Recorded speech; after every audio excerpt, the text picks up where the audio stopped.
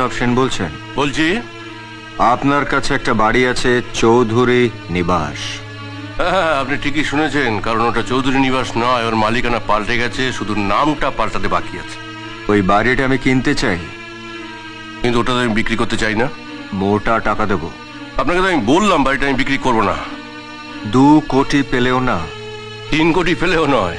3.5 কোটি। আচ্ছা, আপনি কেন বুঝতে পারছেন না বাড়িটা আমি বিক্রি করবো না? 4 কোটি। 4 কোটি?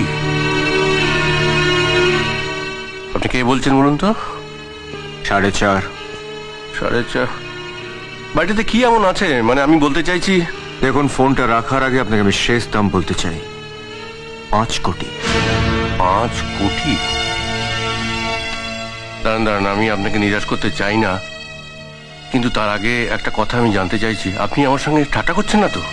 আপনার সঙ্গে আমার ঠাট্টার সম্পর্ক নয়, রুদ্র প্রতাপ। ওকে, কালকে আপনার লোকে পাঠিয়ে দেবেন টাকা দিয়ে, আমি কাগজপত্র সমস্ত রেডি রাখবো। ওকে? তার আর দরকার নেই, কাগজপত্র আমি তৈরি করেই পাঠিয়েছি। Very good. আপনি শুধু একটা সাইন করবেন। আমার লোক টাকা নিয়ে আপনার বাড়ির বাইরে দাঁড়িয়ে আছে। কি? বাইরে দাঁড়িয়ে আছে? আপনার দরজার সামনে। দাঁড়ান, ফোনটা ছাড়বেন না, 1 মিনিট।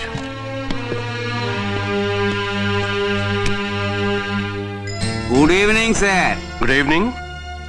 এই আপনার এগ্রিমেন্ট পেপার আর 5 কোটি টাকা। আসুন আসুন। আরে টাকা